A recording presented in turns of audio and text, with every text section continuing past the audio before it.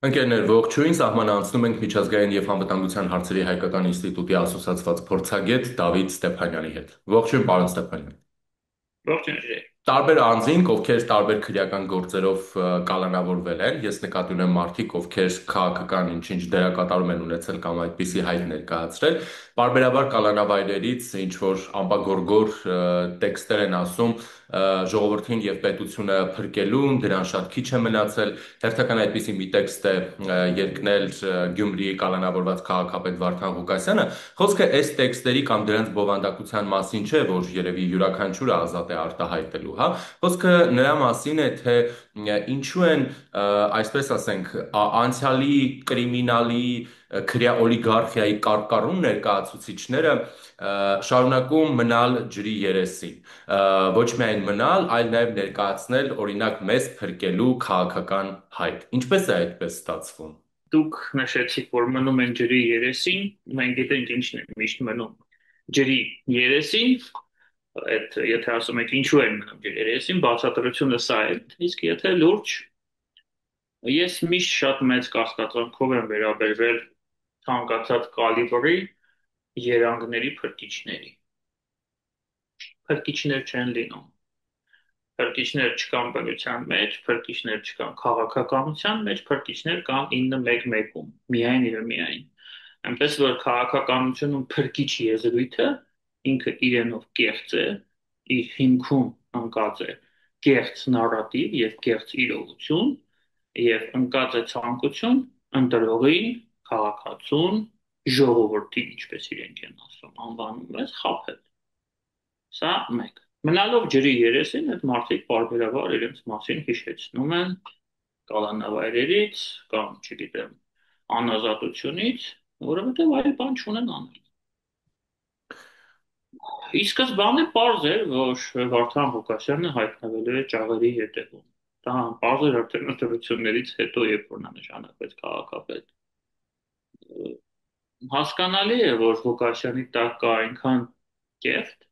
որ ինքը չէր կարող չհայտնվել կալանավայրում։ Ինչ պիտի անի։ Պետք է հիշեցնի իր մասին, պարբերաբար պետք է անի հայտարարություններ։ Ինքը անելով այդ հայտարարությունները Ռուսաստանի մասին, քծնողական միութենական պետության մասին, ընդհանրապես դա քաղաքապետի կալիբրի հայտարարություններ չէր։ Երևի թե նպատակ ուներ քծնելով ռուսներին, անել այնպես, որպեսզի վաղը ծաղրի ետևում չհայտնվի, բայց մենք ցավով եմ ես դրա նշում, շատ օրինակներ ունենք, երբ որ քծնողները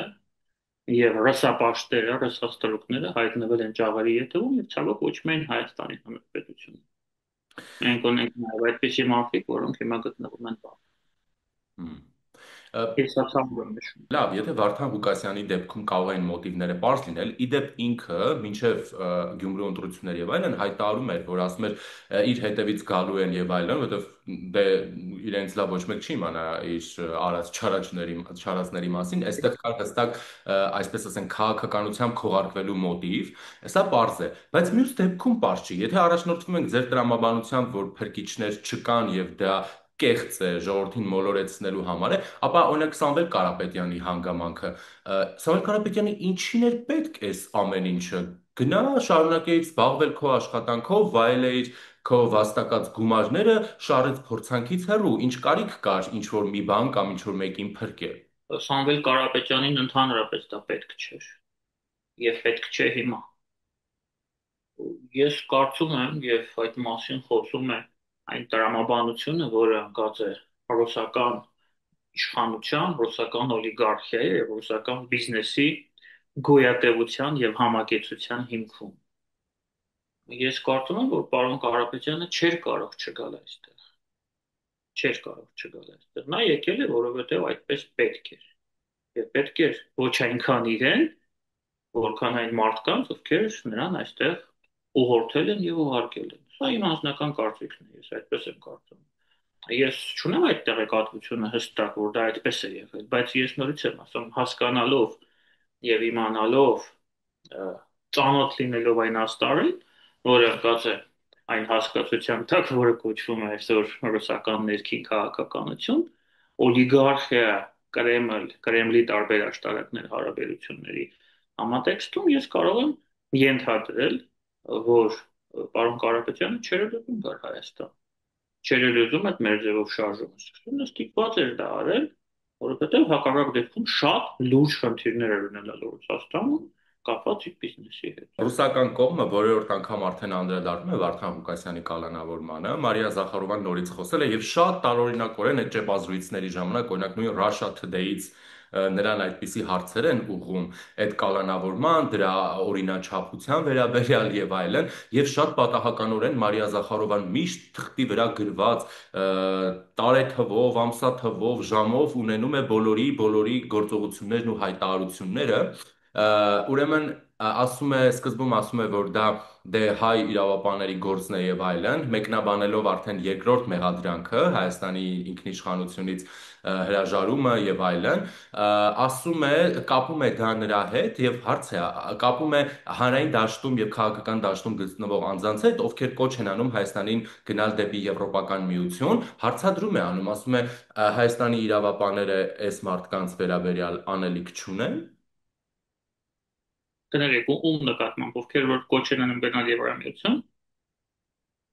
իսկ որն այստեղ հանցակազմում։ Մարիա Զախարովան զարմանում է, ինչպես կարելի է լինել միութենական պետության մաս եւ զիջել անկախությունը, այն դեպքում եւ Եվրոպական միության մաս երկրներն են զիջել իրենց անկախությունը եւ այդ տրամաբանությունից ելնելով Հայաստանի իրավապահները պետք է գնան հանրային ու քաղաքական այն գործիչների ետևից, ովքեր կոչ են անում Հայաստանին գնալ դեպի Եվրամիություն։ Ես չեմ կարծում, որ որևէ ողջամիտ մարդ կարող է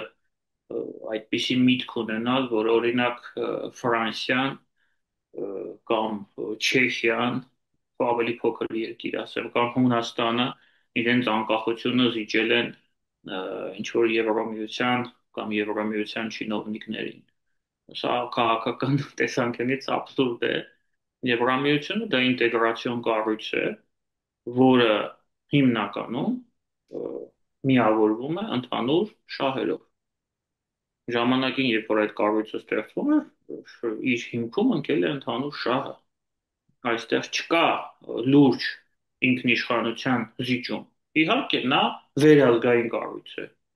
բայց դա չի նշանակում, որ Եվրամիությունում ընդունվում են որոշումներ, որոնք օրինակ ազդում են Ֆրանսիայի կամ ես նորից եմ ասում, նույն Հունաստանի արտաքին քաղաքականության վրա։ Վերջը վերջը այդ որոշումները ընդունվում են Ֆրանսիայում, Փարիզում եւ Պրահայում։ Եվ մենք տեսնում ենք ինչպես այս Վենգրիան, Հունգարիան, Սլովակիան, Ֆիցոն, Օրբանը, ինչպես են նրանք կարողանում սաբոտաժի ենթարկել նույն Բրյուսելի աշխատանքը։ Այսինքն ամեն ինչ այդպես չէ, ինչպես ներկայացնում է Զախարովը։ Իսկ այ ԵԱՏՄ-ում օրինակ կա մեկ հեգեմոն պետություն, դա Ռուսաստանն է։ Մենք միջև այսօր ընդհանուր գազի շուկա չունենք։ Չնայած վաղուց այդ մասին խոսվել է եւ Նիկոլ Փաշինյանը դեռ տարիներ առաջ 18-ից սկսած անընդհատ ասում է, որ մենք պետք է այդ ընդհանուր գազի շուկան ունենանք, ընդհանուր էներգակիրների շուկա ունենանք։ Դա Ռուսաստանին պետք չի, ձեռնտու չի, այսինքն թղթի վրա դա խոսվում է այդ մասին, ենթադրվում է, որ դա պետք է լինի, բայց դա չկա, բայց պատճառը որ Ռուսաստանին պետք չի։ Ուրիշ օրինակ ձեզ բերեմ հայ-ռուսական հարաբերությունների հետ կապված։ Մենք ունենք հստակ մի քանի տարի առաջ կնքված պայմանագիր կապված հանրային մուլտիպլեքսներում ընդհանուր ալիքների մասով։ Այսինքն մենք պարտավորվել ենք ռուսական ալիքները մեր հանրային մուլտիպլեքսում ներառել, իսկ Ռուսաստանը պարտավորվել է մեր ալիքները ներառել։ Մինչև այսօր ռուսականը շատ լավ աշխատում են այստեղ, իրենց ռոպագանդան աշխատում, իսկ հայկականները այնտեղ ոչ։ Եվ հերթական անգամ, երբ որ մեր ԲՏԱ նախարարներից մեկին այդ հարցը տվեցին, ինքը այսպես ասաց, որ գիտեք, ռուսները մեզ ասել են, եւ մենք համոզվել ենք դրանում, որ իրենք տեխնիկական հնարավորություններ չունեն մեր ալիքները ներառեն իրենց մուլտիպլեքսում։ Ուրեմն սա հասնում է աբսուրդի։ Մեր հարաբերությունները ուղղահայաց են Ռուսաստանի հետ, շարունակվում են, ինչ էլ եղել է, չի եղել, չնայած ահագին բան փոխվել է։ Միջև հիմա շարունակում են լինել ուղղահայաց։ Ես դրա համար Զախարովան չէ որ պետք է խոսի Եվրամիության վտանգների մասին, ինքնիշխանության վտանգների մասին, եթե մենք գնում ենք Եվրամիություն։ Եվ ընդհանրապես կոչերը, կոչերը դարձնել Հայաստանի Հանրապետությունը միութենական պետության մաս եւ մեր կոչերը, մեր նպատակադրումը, որպեսզի Հայաստանը գնա դեպի քաղաքացիություն աշխարհ եւ դառնա Եվրամիության մաս որպես կառույցի, իրենք նույնիսկ համեմատության մեջ չեն կարող, մենք չեն կարող համեմատել։ Սա աբսուրդ է։ Դե լրիվ տարբեր չափումներ են, լրիվ տարբեր կառույցներ են, լրիվ տարբեր քաղաքակրթություն է եւ պատմություն։ Դե Զախարովան նաև շարունակում է, ասում է, որ աբսուրդ Հայաստանը ԵԱՏՄ հապկանդամ է, ինչ ինքնիշխանության կամ անկախության զիջման մասին կարող է այստեղ խոսք լինելու ինչ որ նման բաներ է ասում, բայց ինչևէ, Լավրովը օրերս հայտարարեց, որ ՆԱՏՕ-ն եւ Արևմուտքը, Եվրամիությունը, նաև Հարավային Կովկասում են հաստատվում այդ երկրներին ոչ թե օժանդակելու եւ այլնի, այլ նրանց Ռուսաստանից պոկելու համար եւ Ռուսաստանը հակազդելու է բոլոր այդպիսի գործողություններին տնտեսական, քաղաքական ու դիվանագիտական միջոցներով, հա։ Եթե թարգմանենք Լավրովի ասածը, տակը ինչ է մնում։ Հերթական սպառնալիք, սպառնալիք բոլոր այդ երկրների եւ Հայաստանի Հանրապետությանը։ Իրենք սովոր են խոսել սպառնալիքների լեզվով։ Նույնիսկ այն ժամանակ, երբ որ ռեսուրս ուժ չունեն այդ սպառնալիքը իրականացնելու։ Եթե նրանք Ուկրաինան վերցնեին, այնպես ինչպես որ պլանով էր, ես ձեզ վստահեցնում եմ, հիմա ոչ միայն Ուկրաինան էր միութենական պետության մաս, այլև շատ այլ երկրներ ԱՊՀ-ի, հնարավոր է նաև Հայաստանը։ Որտեղ այդ ժամանակ նրանք այդ բռնի ուժը կունենային եւ ուժի միջոցով բոլոր ԱՊՀ երկրներին մտցնելու են այդ միութենական պետության կողմ։ Ես դրան վստահ եմ, պլանը այսպեսին է եղել։ Ուրախության մեզ ուկրաինական ժողովուրդը իրարի անգամ դա թույլ չի տվել, պատերազմը շարունակվում է,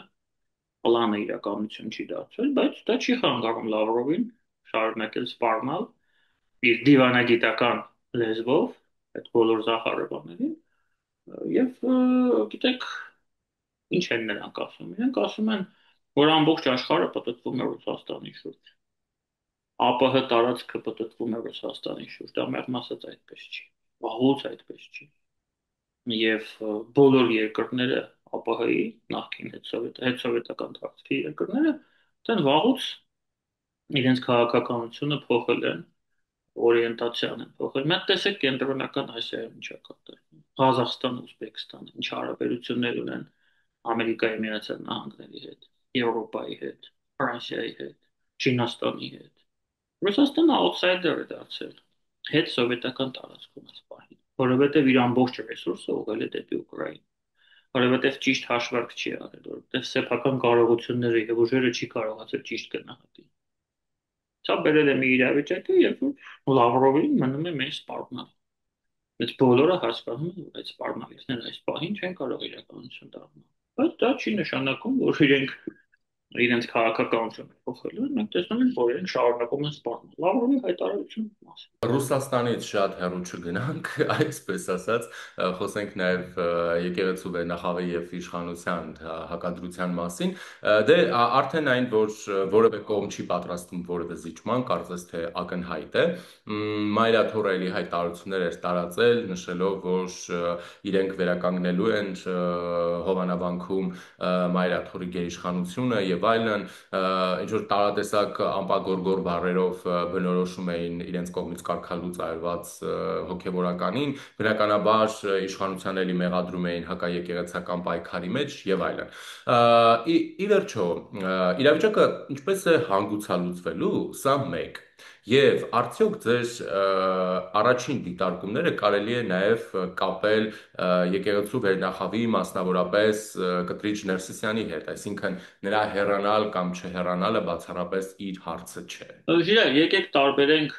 ճանճերին կոտլետներից։ Եկեղեցու եւ իշխանության միջև հակադրություն չկա։ Եկեղեցին այդ թվում նաև ես եմ,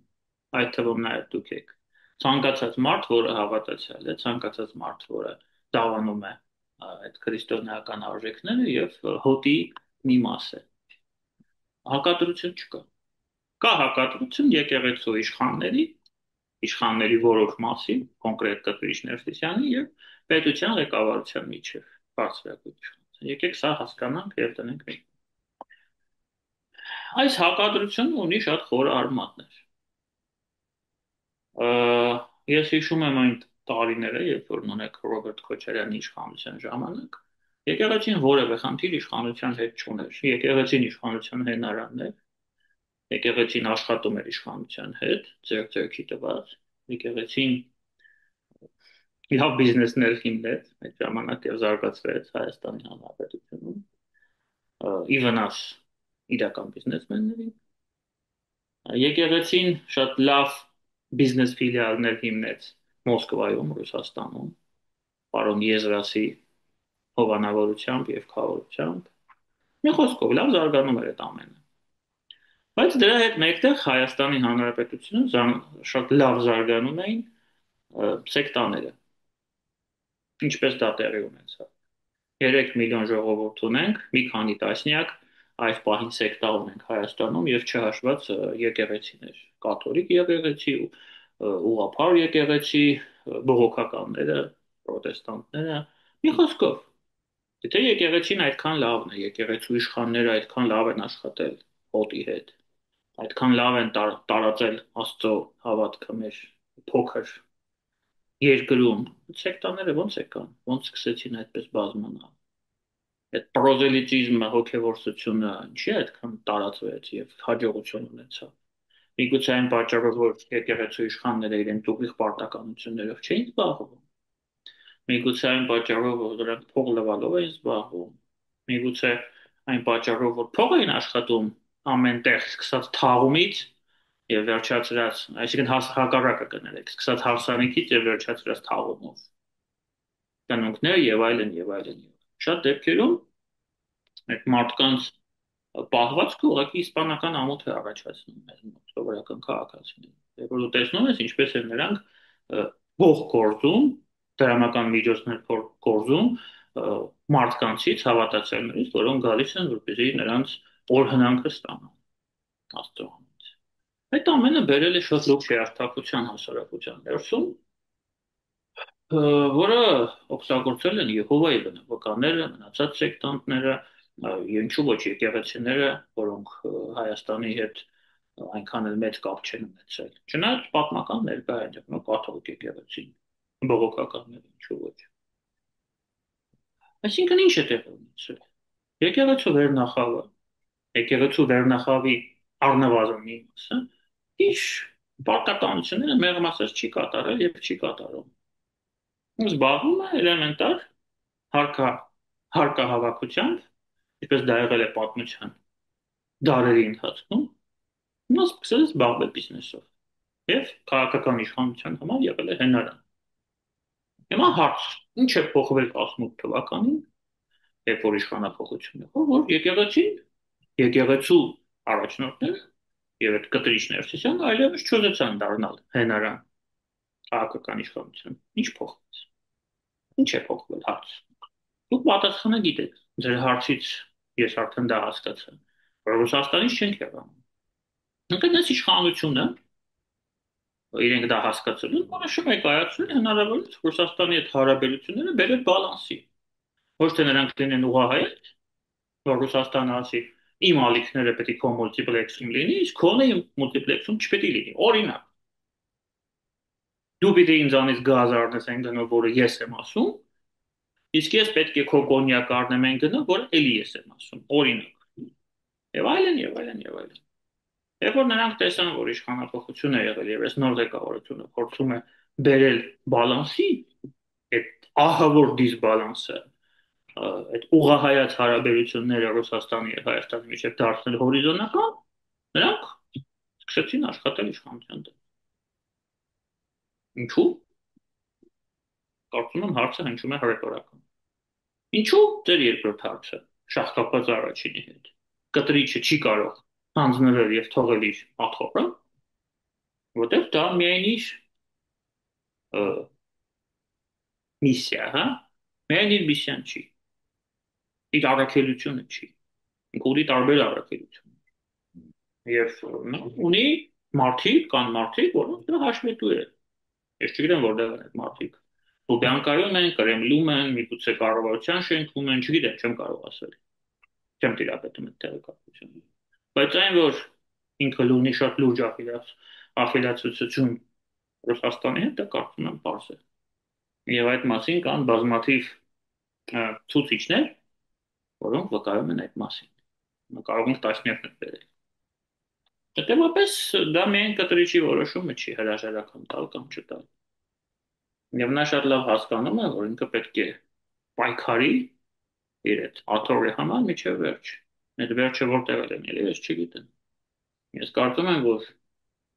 մենք դեռ շատ տհաճ անակնկալների մասին ենք իմանալու։ Կտրիչը նրա arczepiskopos-ները մեզ դեռ շատ տհաճ անակնկալներ են մատուցելու։ Ձայնագրություններ, կոմպրոմատ, կեղտ, որը համատեղելի չէ եկեղեցու հետ, համատեղելի չէ հավատքի հետ, որը զզվանք է առաջացնում ցանկացած հավատացյալ մարդու մոտ։ Եվ ամենակարևորը, որն է ամենամեծ հանցանքը այդ եկեղեցու վերնախավի իշխանների եւ կտրիչի։ Հանցանքը նրանում է, ես դա այդպես եմ որակում որպես քաղաքացի, որպես եկեղեցու հետևորդ, որ նրանք եկեղեցին դարձրել են մի կառույց, որը ով ինչպես ուզում է օգտագործում է։ Իշխանությունն է օգտագործում են ռուսերեն մի հատ բառ կա լավ արտահայտություն, մальчик для битья,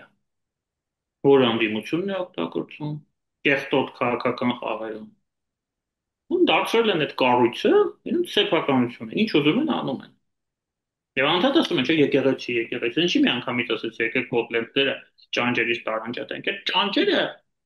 կոտլետը փչացնում են, եկեղեցին փչացնում են։ Սա հանցագործություն է։ Հանցագործություն է հայ ժողովրդի առջև, հավատքի առջև, հավատացյալների առջև։ Եթե նրանք դա չեն հասկանում, միգուցե նրանց պետք է դա բացատրել։ Ես կարծում եմ, որ հասկանում են իրականում։ Ինչպես է այս ամենը ավարտվելու, ես չեմ կարող ասել։ Ես կարծում եմ, որ ճանապարհը, միակ ճանապարհ բոլորի համար, մեր ամբողջ հասարակության համար, հայ ժողովրդի համար, ներառյալ եկեղեցի, դա եկեղեցու ինքնամաքրումն է ներսից։ Այլ ճանապարհ չկա։ Ես համաձայն չեմ, որ իշխանությունը, քաղաքական իշխանությունը, հա, պետք է իշխանափոխություն անի եկեղեցու ներսում։ Դա իշխանության գործառույթ չէ։ Եկեղեցին պետք է այդ իշխանափոխությունը ներսից։ Եկեղեցուն կան տասնյակ հարյուրավոր եկեղեցականներ, մարդիկ, որոնք իրենց պարտքը կատարում են, որոնց նկատմամբ մենք ոչ մի վերապահում չունենք, որևէ խնդիր չունենք եւ պրետենզիա չունենք, եւ այդ մարդիկ պետք է հավաքվեն եւ այդ հարցը բարձրացնեն։ Ինչքան կարելի է իրենց բոլորի վարքի, բարքի, իմիջի հետ խաղալ։ Ինչքան կարելի է կառույցը թաթախել կեղտի մեջ։ Ինչքան կարելի է հավատքը թաթախել կեղտի մեջ։ Այդ կեղտից մի հատ պետք է դուրս գանք, չէ՞, ով պետք է դա անի։ Իշխանությունը պետք է անի քաղաքական, ոչ։ Իրենք պետք է անեն։ Մարդիկ, ովքեր ծառայում են Աստծուն, իրոք ծառայում են Աստծուն, որոնք իրենց պարտքն են կատարում։ Եթե եկեղեցու վերնախավը կամ վերնախավի մի մասը իր երեսը Աստծուց թեքել է եւ ծառայում է արտաքին ուժերին, իմ հասկացողությամբ համեստ սատանային դրադել, ուրեմն այդ եկեղեցին պետք է ինքնամաքրվի ներսից։ Այդ հարցը իրենք պետք է բարձրացնեն։ Կտրիչը պետք է դառնա ոչ կաթողիկոս, հեռանա կաթողիկոսարանից, չլինի վեհապա, իրենց ձեռով է, իրենց որոշումն է։ Ես տեսնում եմ, որ մեր ժողովրդի մեջ կան այդպիսի տրամադրություն։ Ժողովուրդը հոգնել է այս ամենից։ Ճանապարհը սա է, ուրիշ ճանապարհ ես չեմ տեսնում։ Պարոն Ստեփանյան, խնդրեմ նաև անդրադառնալ վարչապետի եւ արտգործնախարարի այցին Ֆրանսիա Փարիզի խաղաղության ֆորումին մասնակցություն, որտեղ մեծամասամբ քննարկվում էին ապատեղեկատվություն, մեդիա մանիպուլյացիաներ, հիբրիդային պատերազմներ, դրանց դիմագրավելու գործիքներ եւ այլն։ Նույն արտգործնախարարը օրինակ նշում էր, որ դրանք բավականին համակարգված այսպես ասենք գրողներ են, լավ մշակված, թշնամական, սա նրանց ձևակերպումներն է, հա, բայց այս ամեն ինչը լավ իմանալով գանք օրինակ ռուսական հեռուստալիքները այստեղ հեռարձակվում են, ռուսական տաները այստեղ ծաղկում են, որոնք բնականաբար հումանիտար եւ մշակութային անվանումների տակ հազար մի ուրիշ բաներով են զբաղվում այստեղ։ Նկատի ունեմ փոքրինչ, չգիտեմ, տարօրինակ է էլի հնչում, այսինքն դու հիբրիդային պատերազմի եւ մասնավորապես մենք կարծում եմ որևէ մեկի համար գաղտնիք չէ, որ հիբրիդային սպառնալիքներ գալիս են նաեւ Ռուսաստանից, բոլորովին այլ է, որ այդ սպառնալիքները գալիս են իհարկե նաեւ Ադրբեջանից, իհարկե նաեւ Թուրքիայից, կարող է բոլորովին այլ մի տեղից եւ մի ուրիշ երկրից էլ, բայց այստեղ մենք գործ ունենք պսևդո դաշնակցի հետ եւ ամենավատը ռուսական հսկայական ներկայության հետ Հայաստանի Հանրապետությունում եւ այդ հիբրիդային պատերազմների մղումը Ռուսաստանի կողմից, հա, սա դրան հակազդելու կամ դրա կարծես այսպես ասենք նաև ընկալումներն է փոքրինչ ավելի փոխում, հա, ինչ է անելու օրինակ Հայաստանը 2026-ին ընթառաջ։ Այս եվրոպական փորձը, որովհետև այդպես խոսեցին, համաձայնեցին, չգիտեմ, Մոլդովայի փորձից խոսեցին, այս արեցին, այն արեցին։ Դա Հայաստանի դեպքում ինչպես է կիրառելի, երբ որ այստեղ տեղում այդ ռուսական գործակալական ցանցի բոլոր կառույցները գործում են, դե էլ չասեմ նաև տեղական, հա, այսպես ասենք, գործի քայնացող խմբերը։ Շատ կարևոր հարց եք բարձրացնում իրեր։ Տեսեք, իրականում քաղ հասարակությունը, փորձագիտական հանրությունը, այն բոլոր մարդիկ, ովքեր որ անդադ այս վտանգների մասին խոսում են, շատ հիմար վիճակում են հայտնվել։ 18-ից սկսած այդ ամենի մասին մենք խոսում ենք, երբ որ իշխանապողություն է։ Այսինքն միջև էլ էինք խոսում, բայց 18-ից սկսած նոր եռանդով սկսեցինք խոսել, որովհետև եղավ իշխանապողություն եւ մենք ունեցանք հույս, որ այս իրավիճակը երկրի ներսում կսկսի փոխվել ԶԼՄ-ների հետ կապված։ Բայց ցավոք այնպես ստացվեց, որ պատերազմի արդյունքում հիբրիդային պատերազմը եւ իր ամենակարևորը տեղեկատվական կոմպոնենտը միայն եւ միայն ուժ գնացավ։ Այսինքն այդ պատերազմը ուժ գնացավ Հայաստանի դեմ։ Դուք ճիշտ նշեցիք Թուրքիա, Ադրբեջան, Ռուսաստան, բայց այս պահին նախընտրական համատեքստում հիբրիդային պատերազմը վարվում է միայն Ռուսաստանի կողմից։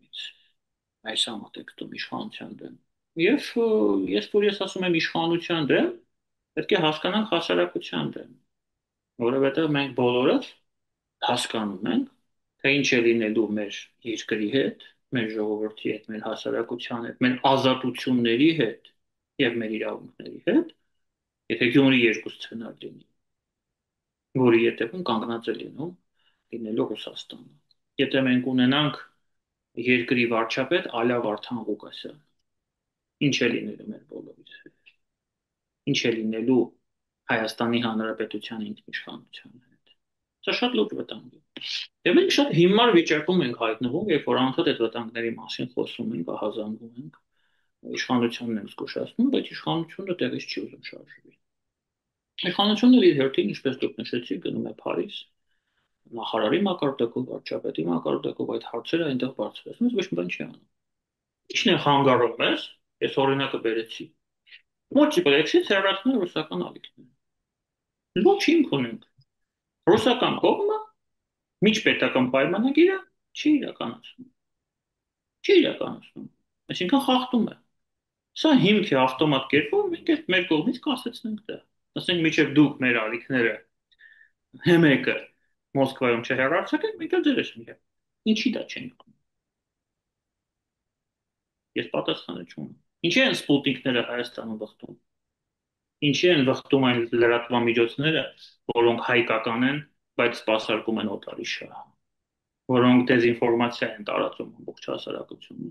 որոնք շատ դեպքերում հասարակությանը հասցնում են հիստերիայի, այդ ապատեղեկատվության միջոցով։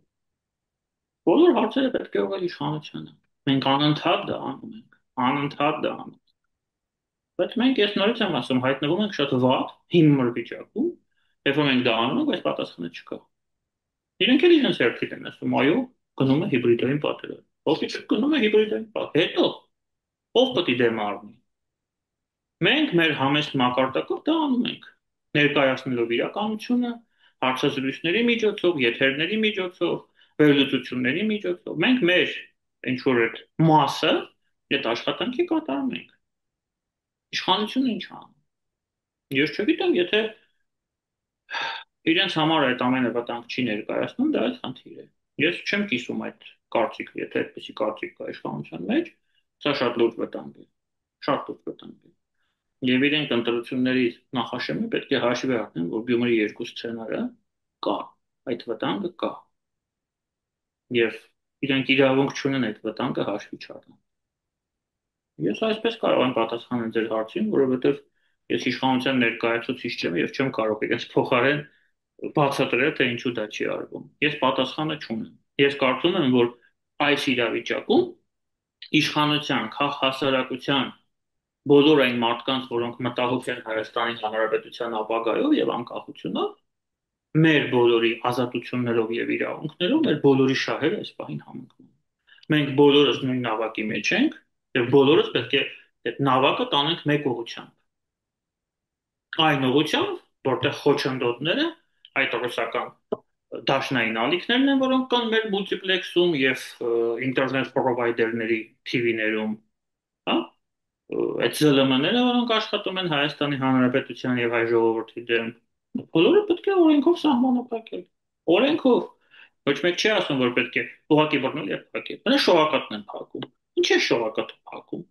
Իսկ հնարավոր չէ նա օրենսդրական կարգավորումները, որը արդեն կան, իրար շողակաթի նկատմամբ։ Օրինակ տուգան էլ ապատեղեկատվություն տարածելու համար, եթե նրանք ապատեղեկատվություն են տարածում։ Հնարավոր չի մնացածին տուգան։ Հնարավոր է, բայց ինչի՞ չեն անում։ Հնարավոր է, չէ՞։ Այնպիսի պայմաններ ստեղծում, որ մարդկանց ուղղակի ստել է,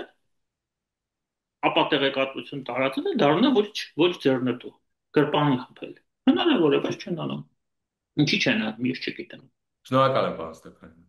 Ես եմ շնորհակալ իրեր։ Զրուցակիցս միջազգային եւ անվտանգության հարցերի հայկական ինստիտուտի ասոցիացիա փորձագետ Դավիթ Ստեփանյանն էր։ Բաժանորդագրվեք YouTube-յան ալիքին, իսկ օրվա իրադարձություններին հետևեք Telegram-յան ալիքում, որի հղումը տեսանյութի մեկնաբանության բաժնում է։